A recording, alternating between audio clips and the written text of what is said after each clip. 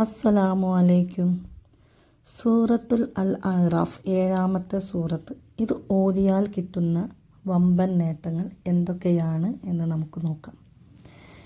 ദിവസേന നിങ്ങൾ ഈ ഒരു സൂറത്തിന് 3 പ്രാവശ്യം ഓതിയാൽ എല്ലാ ആപത്തിൽ നിന്നും നിങ്ങൾക്ക് മോചനം ലഭിക്കും. അതുപോലെ തന്നെ പല ആളുകളിലും ശാരീരിക തളർച്ച സംഭവിക്കുന്നുണ്ട്. അത് മരുന്ന് കഴിച്ചിട്ട് മാറുന്നില്ല. ഏത് കാരണങ്ങൾ കൊണ്ടാണ് ശാരീരിക തളർച്ച, ക്ഷീണം വരുന്നത് എന്നറിയില്ല. ചില ഫുഡുകളൊക്കെ കഴിച്ചിട്ടും മരുന്ന് കഴിച്ചിട്ടും ഒന്നും മാറാത്ത ഒരു ക്ഷീണം, തളർച്ച, എന്തിനും ഒരു ഉണർവില്ലായ്ക. ഇപ്പോൾ ഒരു ജോലി ചെയ്യുകയാണെങ്കിലും അത് ശരിക്കും എടുക്കാൻ കഴിയാത്തൊരവസ്ഥ വന്ന് തളരുക. അതുപോലെ കുട്ടികൾക്ക് പഠിക്കാനുള്ള ഉത്സാഹം നഷ്ടപ്പെടുക, എപ്പോഴും തളർച്ച, ക്ഷീണം.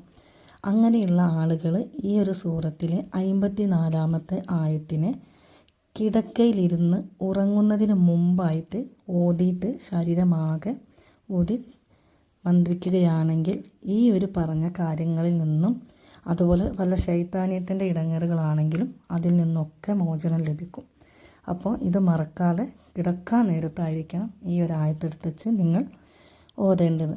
മറ്റൊന്ന്, ഉറക്കം വരാതിരിക്കാൻ. എപ്പോഴും ചില ആളുകൾക്ക് ഇപ്പോൾ ഒരു ജോലി ചെയ്യുന്ന സമയമാവട്ടെ, അല്ലെങ്കിൽ പഠിക്കാൻ ക്ലാസ്സിലിരിക്കുന്ന സമയമാവട്ടെ, വേണ്ടാതെ അങ്ങ് ഉറക്കം തൂങ്ങിപ്പോവുക. എന്ത് കാരണമൊന്നുമില്ല, ശരീരം ഇങ്ങനെ ഉറക്കം തൂങ്ങുക, ക്ലാസ് ശ്രദ്ധിക്കാൻ കഴിയാതാവുക, അല്ലെങ്കിൽ നല്ലപോലെ ജോലി ചെയ്തുകൊണ്ടിരിക്കുമ്പം ഉറക്കം തൂങ്ങിപ്പോവുക.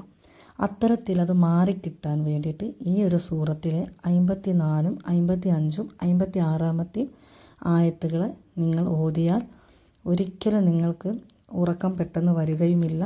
ശത്രുക്കളിൽ നിന്നുള്ള ബുദ്ധിമുട്ട് മാറിക്കിട്ടുന്നതും ആയിരിക്കും.